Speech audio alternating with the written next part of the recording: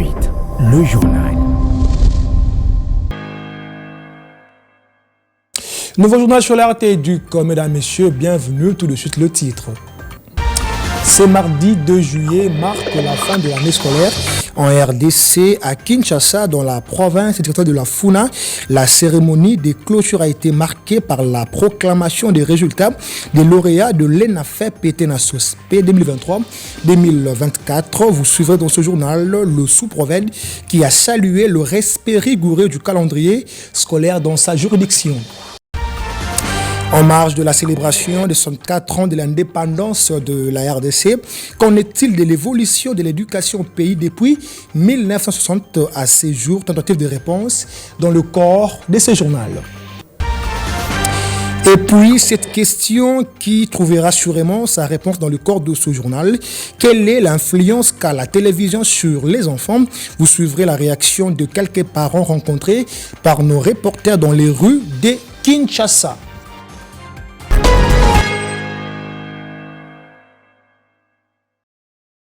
Bienvenue si vous nous rejoignez. On ouvre par cette information. La clôture de l'année scolaire a tenu toutes ses promesses ce mardi dans la sous-division de Kasavubu. Occasion également de proclamer le résultat des lauréats de l'ENAFEP et TENASOSP 2023-2024 de la Funa à Kinshasa au complexe scolaire Kimbuta dans la municipalité de Kasavubu devant les autorités politico-administratives et scolaires, les chefs d'établissement et parents. Le sous-prophète de Kasavubu a salué avec satisfaction totale le respect rigoureux du calendrier scolaire dans sa juridiction. Birut Basakisa signe ses reportages. C'est au complexe scolaire Kimbuta que la sous-province éducationnelle de Kasavubu a clôturé ce mardi l'année scolaire 2023-2024. C'était aussi l'occasion pour le sous-prophète de Kasavubu, Jude Kanka, de procéder à la proclamation officielle de lauréat de l'ENAFEP et du TENASOSP de sa sous-juridiction. Pour cette année scolaire que nous clôturons aujourd'hui tout à l'heure, il n'a pas eu les cas de mouvements de grève, moins encore des phénomènes de deuxième semaine où les parents regardent ou gardent encore les enfants pour commencer effectivement les cours à la deuxième semaine. Pour cette année, tous les parents ont suivi dans la majorité notre message et ils ont envoyé leurs enfants à partir du 4 septembre 2023. En présence des autorités politico-administratives et scolaires, ainsi que chefs d'établissement et parents, que les élèves ont profité pour embellir la cérémonie par des poèmes, récitations et danses.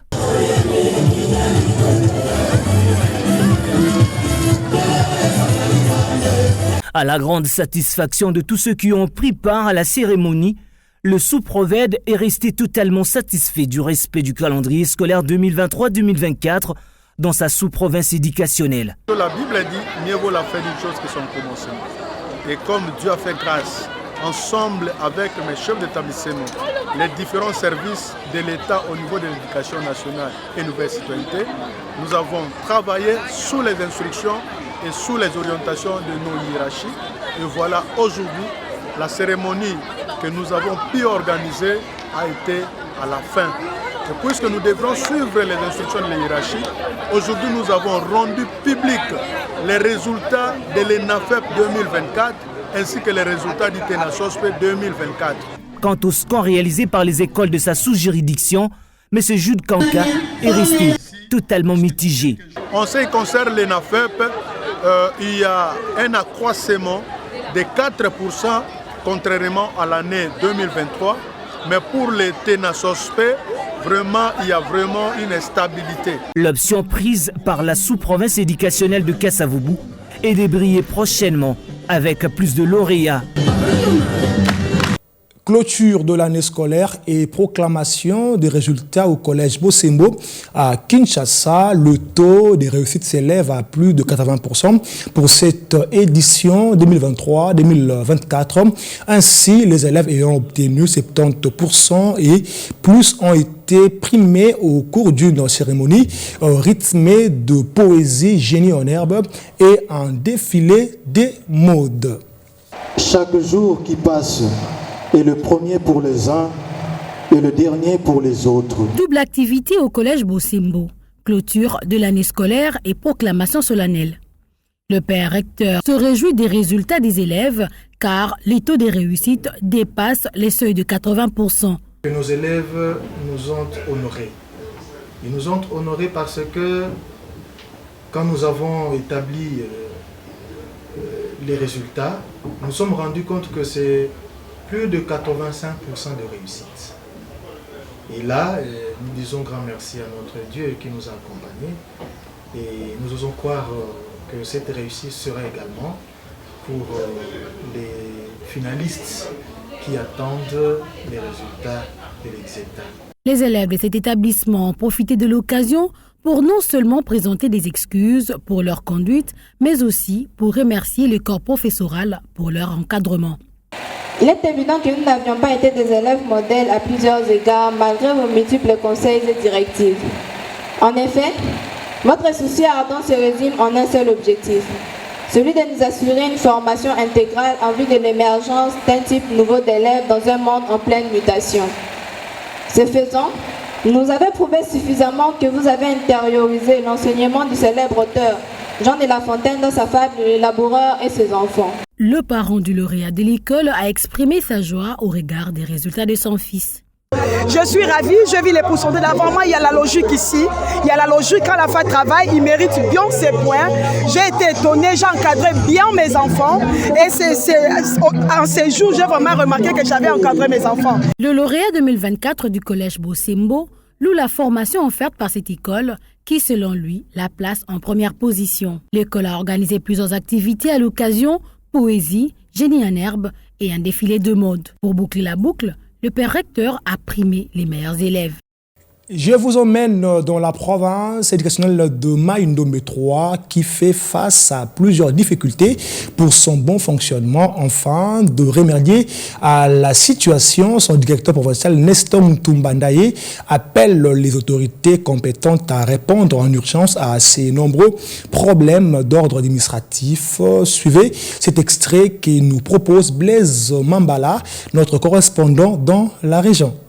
Les agents payés nous ont été cédés par la province mère Mai-Ndombe 1. Les effectifs ne suffisent pas. Par exemple, le bureau province, sur 82 personnes, il n'a que 26 payés que Mai-Ndombe 1 avait donné. Du procès, sur 90 combien, il n'a qu'une trentaine. Même chose avec IPP, sur 100 ou 90, il n'a que 36 ou 34. L'organigramme n'est pas respecté dans cette jeune province éducationnelle. Nous travaillons beaucoup avec peu d'effectifs. On regroupe les agents pour travailler. On fait vraiment des exploits avec les effectifs réduits. De l'organigramme qui n'est pas respecté, ça c'est le niveau central. Il doit peut-être lever le moratoire pour les nouvelles provinces éducationnelles. Parce que le moratoire, c'est pour tous les bureaux gestionnaires. On n'engage pas les gens, on n'a pas d'argent pour les payer. Et du moins pour les nouvelles provinces éducationnelles, la hiérarchie pouvait lever le moratoire, nous permettre d'engager quelques agents pour bien travailler. La deuxième, toutes nos sous-divisions sur l'eau. Nous avons souhaité que la hiérarchie pense à nous acheter même quelques moteurs, 15 chevaux ou 25, pour nous faciliter à nous débrouiller, nous, avec le carburant, pour visiter nos 10 sous-divisions qui sont sur l'eau. Nous-mêmes, nous avons déjà fait quelque chose, on a déjà acheté quelques moteurs, mais ça ne suffit pas. Troisième difficulté, les enseignants qui ne sont pas payés. Nous avons les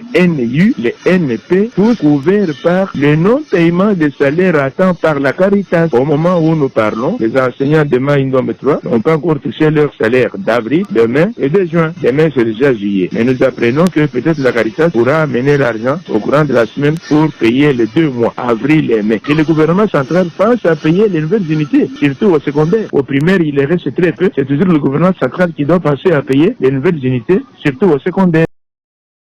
Revenons à Kinshasa pour parler de la liberté d'expression qui était au centre de cette réunion tenue au siège de l'UNESCO dans la commune de la Gombe entre les formateurs de la police nationale congolaise et le représentant des spécialistes de médias. Objectif identifié et adopter les modules devront constituer le matière de formation des formateurs des écoles et centres de formation de la police.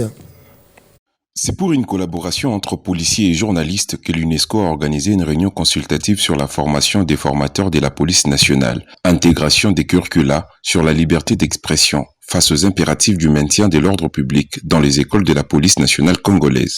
L'objectif poursuivi est celui d'identifier et d'adopter les modules devant constituer les matières de formation pour les séminaires de formation des formateurs, des écoles et centres de formation de la police nationale.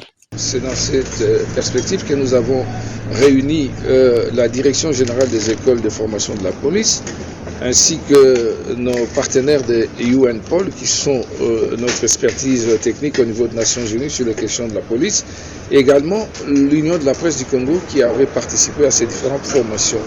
Donc, l'objectif est donc de débattre ou d'adopter certains modules qui vont être intégrés dans les écoles de formation de la police pour que les policiers, au niveau de la formation initiale et de la formation continue, maîtrisent mieux l'exercice de la liberté d'expression et qu'il n'y ait plus toutes ces formes d'atteinte, de tracasserie, de brutalité à l'encontre de la police comme il a été, des journalistes comme il a été observé dans les années antérieures.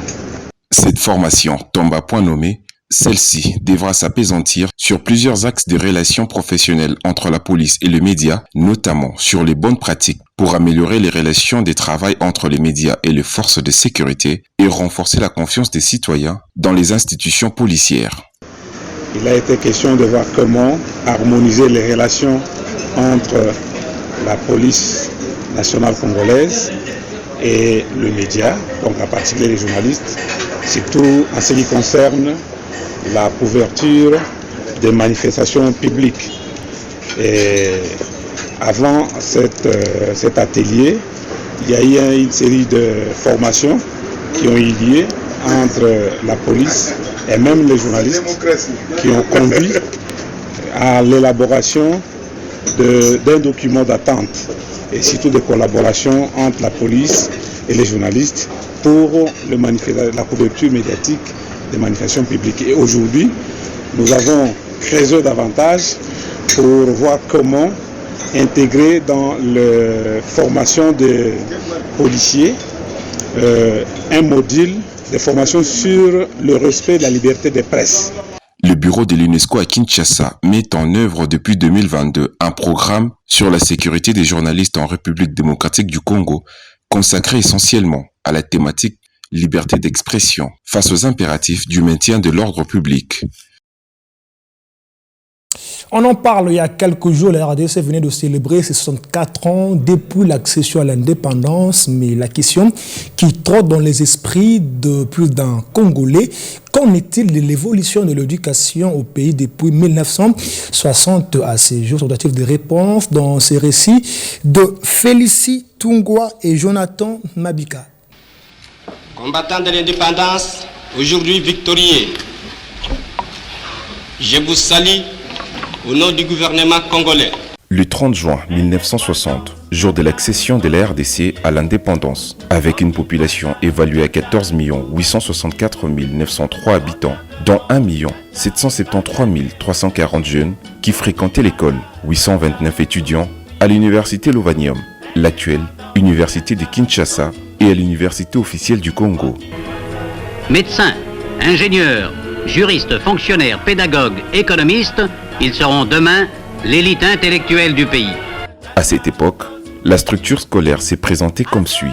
Pour l'enseignement primaire, il y avait un premier degré de 2 ans pour une éducation des bases et de la masse, un deuxième degré ordinaire de 3 ans orienté vers le métier et les travaux agricoles pour les enfants moins doués, un troisième degré dit sélectionné des 4 ans pour un enseignement préparatoire à l'enseignement secondaire. Les élèves admis sont triés sur le volet. Ils ne sont acceptés qu'après un examen sévère sur les matières du premier degré des cours primaires qu'ils ont suivis dans les écoles de leur village. L'enseignement secondaire s'organisait comme suit. Un cycle de 4 ans pour l'école moyenne, dans l'optique de préparer les personnels des collaborations ou employés des services publics de l'État et des entreprises privées. L'école normale pour la formation des moniteurs. L'école professionnelle était destinée aux ouvriers et techniciens d'exécution pour les ateliers et les plantations. L'école moyenne ménagère concernait les jeunes filles. Il y avait aussi un cycle de 6 ans regroupant quelques filières d'études, à savoir latine, moderne scientifique, normale, administrative et commerciale, géomètre, éducation physique et autres. C'est surtout par le développement de l'enseignement que les populations congolaises sont préparées à un niveau de vie plus élevé. S'agissant du mode de gestion, les écoles étaient organisées par réseau. Il y avait des écoles officielles laïques appartenant à l'État et sous sa gestion également, les écoles officielles congréganistes, écoles de l'État dont la gestion était confiée aux missionnaires. Des écoles libres subsidiées, écoles des missionnaires et bénéficiaires de subventions de l'État et gérées par ces services, ainsi que les écoles libres non subsidiées. On en vient à ces communiqués du ministère de la Justice et garde des Sceaux. Il est porté à la connaissance du public au terme de la note sur la numéro 002 du 27 juin 2024 du ministre d'État, ministre de la Justice et garde des Sceaux, une nouvelle procédure de délivrance du certificat de nationalité congolaise est mise en place. Elle est destinée notamment à lutter contre les infiltrations massives dues à la délivrance du dit certificat à deux personnes n'ayant pas la nationalité congolaise. La délivrance du certificat de nationalité congolaise est désormais soumise à l'avis favorable de l'Agence nationale de renseignement ANER et de la Direction générale de migration 2GEM. Le service de l'ANER et de la 2GEM sont donc invités à vérifier rigoureusement sur toute l'étendue de la RDC que les demandeurs du certificat de nationalité ont effectivement la nationalité congolaise. Faite à Kinshasa le 2 juillet 2024, le cabinet du ministre des organisations de femmes de la société civile en RDC se mobilise autour de la ministre du genre, famille et enfants, Léonie Kandolo, pour faire avancer leurs agendas en début de semaine. La journée n'était pas du tout reposante pour la ministre qui a reçu tour à tour le membre de l'ONG La Voix de la femme africaine de la dynamique nationale de femmes candidates ainsi que ceux du réseau de femmes africaines, ministres et parlementaires section RDC. La ministre du genre, de la famille et de l'enfant, Léonie Kandolo Moï, a reçu en premier la délégation de l'ONG La Voix de la femme africaine. Les membres de cette structure, en tête Nelly Mbangu, comptent organiser une table ronde sur l'implication des femmes dans les processus de paix. Celle-ci est voulue comme un moment pour la femme victime de contribuer au processus de paix. Nous avons discuté avec les femmes qui ont donné leurs agendas de paix. Nous avons voulu à cette occasion présenter donc cet agenda commun des femmes qui en fait traduit les besoins des femmes et qui peuvent être portés par les autorités pour donner des réponses et des changements dans leur quotidien. La présidente de la Fondation Grâce à ma mère, une organisation qui milite pour l'autonomisation économique de la femme, a convié la ministre du genre, de la famille et de l'enfant à prendre part à la cérémonie de remise des kits métiers après une formation qu'ont pris part 200 femmes venues des différentes municipalités de Kinshasa. Julie Nswele est plus qu'explicite.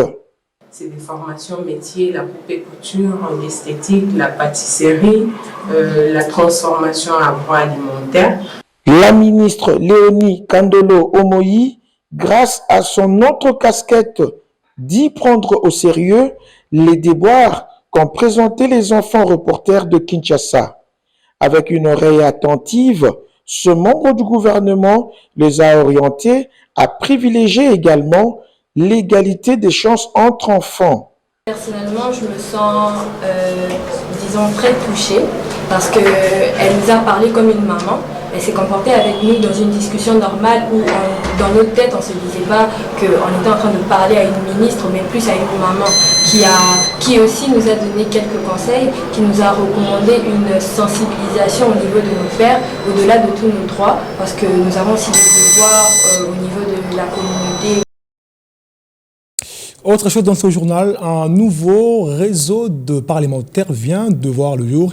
Il s'agit du réseau parlementaire d'accompagnement de la décentralisation et de déconcentration. Son objectif est de s'assurer de la mise en œuvre effective et efficace du processus de décentralisation en RDC. C'est le président de ces réseaux, le député national Joseph Bangakia, qui l'a annoncé au président de l'Assemblée nationale, le professeur Vital Kamerhe, au cours d'un entretien en son cabinet de travail. Le détail dans ces reportages de nos confrères de la Chambre basse du Parlement.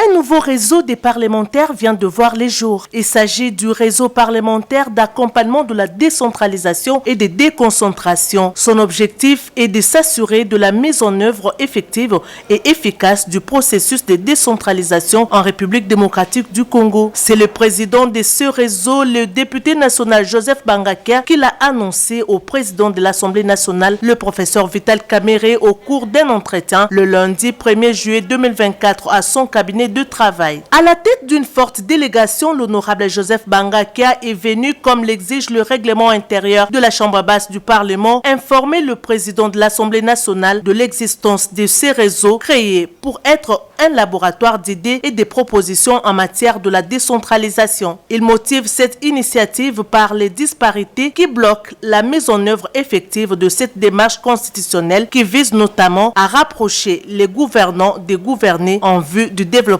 à la base. D'après l'élu de Rungu et ancien vice-gouverneur de la province orientale, il était plus qu'important de mettre en place ce réseau au sein de l'institution habilitée à contrôler la gestion de l'exécutif. Nous avons un immense territoire national. Nous ne pourrons pas le développer si le développement ne part pas à partir de la base. Nous sommes conscients de notre rôle de parlementaire ayant cette expérience. Nous allons la mettre à la disposition de la République pour que la RDC se développe de la base, exerce pleinement sa souveraineté sur toute l'étendue de son territoire national et pour que les services publics sont efficaces. Le REPAD, c'est l'abréviation de notre réseau, fera ce travail de laboratoire, de proposition et d'action au service de la grandeur de la RDC. Le président de l'Assemblée nationale, le professeur Vital Kamerhe, a salué la création de ce réseau. Il a rappelé que sa vision à la tête de la Chambre basse du Parlement est de proposer des solutions durables aux différents défis du développement de la RDC. Pour matérialiser les fondamentaux dans ce réseau, Vital Kamerhe a suggéré l'organisation dans les plus brefs délais d'un grand forum sur la décentralisation pour mettre ensemble les députés nationaux, les sénateurs et toutes les autorités impliquées dans cette problématique. Il sera question de réfléchir, sensibiliser et proposer des pistes de solutions pour la réussite de ce processus. Il est à noter que ce réseau est composé notamment des élus, anciens ministres en charge de la décentralisation, anciens gouverneurs des provinces, anciens ministres provinciaux et autorités coutumières. Sûrement, vous vous posez aussi cette question. Quelle est l'influence qu'a la télévision sur les enfants? Cette question a été posée à quelques parents rencontrés dans les rues de Kinshasa. Les vues divergent sur les temps que devraient passer les enfants devant la télé, car ces médias influent sur l'éducation des enfants. On les écoute. En tant que parent, moi-même je l'ai fait.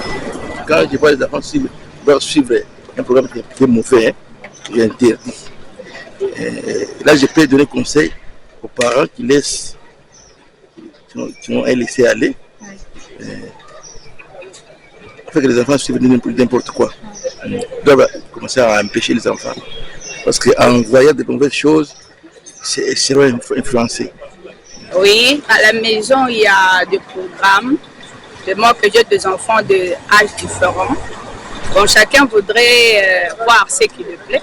Par exemple, il y a des garçons qui veulent, par exemple, suivre des programmes de foot. Il y a plein de chaînes qui se créent de jour au jour. Voyez-vous. Il y a certaines chaînes-là qui mettent des émissions qui ne correspondent pas à l'âge de son enfant. Voilà, moi je conseille aux parents de ne pas être distraits avec l'évolution de la modernité. Les parents pensent que lorsque l'enfant a un téléphone, par exemple son iPhone, ils mettent des histoires là bizarres. Moi je conseille aux parents de revenir à l'ancienne mode. Nous ne pouvons pas nous conformer à ce que les blancs font. Laisser un enfant de 5 ans regarder par exemple un film là qui n'est pas de son âge. En tout cas, mes chers parents, je vous conseillerais d'être prudents. Nous devons vraiment veiller à l'éducation de nos enfants.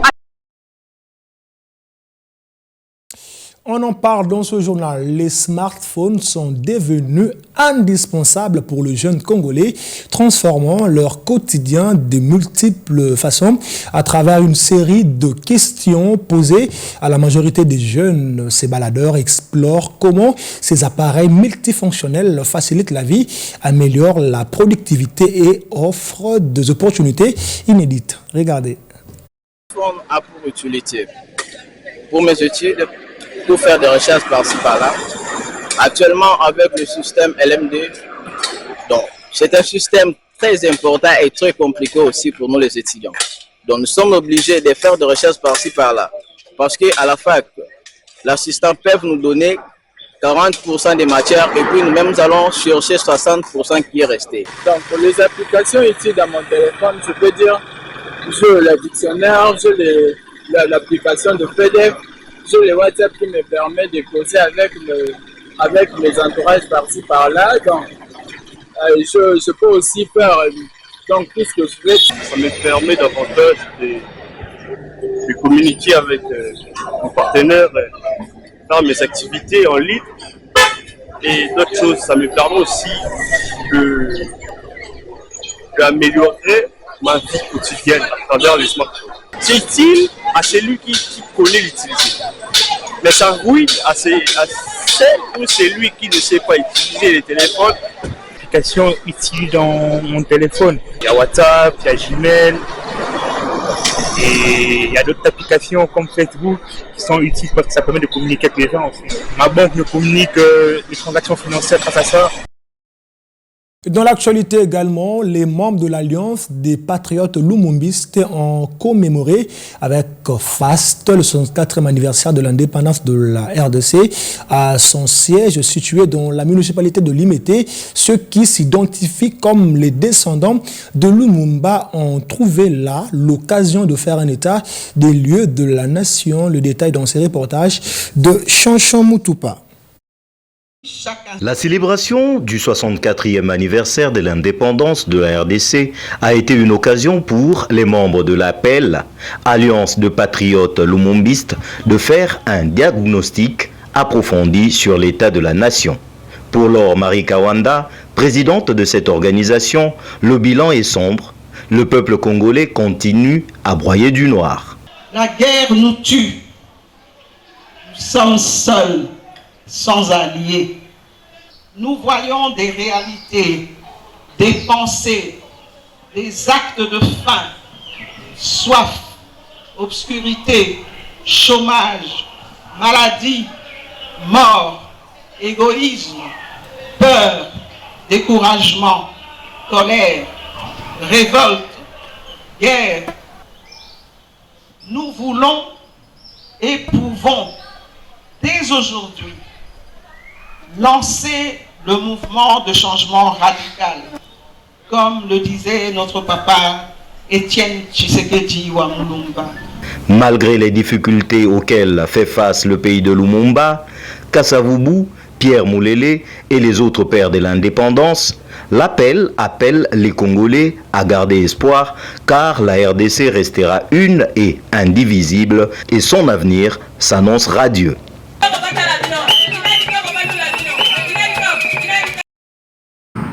Ne nous quittez pas, la revue de presse de Christine Chibuka, c'est tout de suite.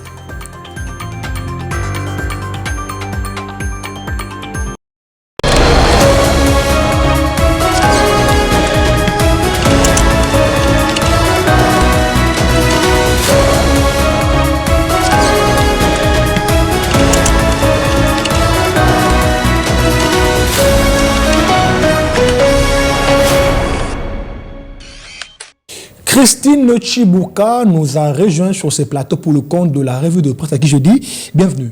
Merci, je reste. En forme. Très en forme. On commence la revue de presse avec vous. Premier titre en littérature, le journaliste Stanis Boujakera, champion du prix littéraire Patrice Emery Lumumba. Christine Chibuka, on vous écoute. Tout à fait, je reste. Le journaliste congolais a remporté le prix littéraire Patrice Emery Lumumba lors de la 2e édition du festival Beaucoup. DirectNet.cd précise que le regagnant a reçu une somme de $2500 grâce à son livre Pavillon 8 qui sera publié par une maison d'édition choisie par l'organisation. SouthAfrican.net renchérit que le festival Beaucoup a lancé ce prix pour récompenser les épreuves d'écrivains congolais sur les idéaux de Patrice Emery Lumumba, premier chef du gouvernement dans l'histoire de la RDC, tué au plus fort de la guerre froide. Ce festival, qui s'est déroulé du 28 au 30 juin, veut mettre la littérature congolaise au devant de la scène et a servi de cadre d'échange entre auteurs et lecteurs. Organisé dans le cadre du festival Beaucoup qui a eu lieu à Kinshasa. Actualité.cd souligne que le prix a également le soutien de la Fondation Lumumba, dirigée par Roland Lumumba, fils de cette figure mythique de la politique congolaise et africaine. Immortaliser ces valeurs dont les écrits restent un des moyens les plus efficaces et les conserver pour les générations futures. On prend le deuxième titre qui est le dernier. On parle criminalité urbaine vers l'évaluation de l'opération Panthère Noire pour la rendre plus efficace. Christine Chibuka. Exactement. Près de 3 mois après son lancement, le gouvernement de la République envisage déjà de procéder à l'évaluation de l'opération Panthère Noire. D'après plusieurs témoignages, certains quartiers de Kinshasa enregistrent des bagarres rangées entre les groupes des gangs des quartiers ou des communes voisines. Face à cette situation, les bourgmestres sont souvent impuissants et ont toujours sollicité l'implication tant de l'exécutif provincial que de l'exécutif central pour le renforcement des dispositifs sécuritaires. Merci beaucoup Christine Chibuka. Nous croyons que ça va porter de fruits et nous vivons calmement à Kinshasa. Exactement. Fin de ce journal. Merci à vous de l'avoir suivi. Restez branchés au programme de la RT Duc, madame, messieurs. Paix et grâce dans vos familles et que Dieu bénisse la RDC. Au revoir.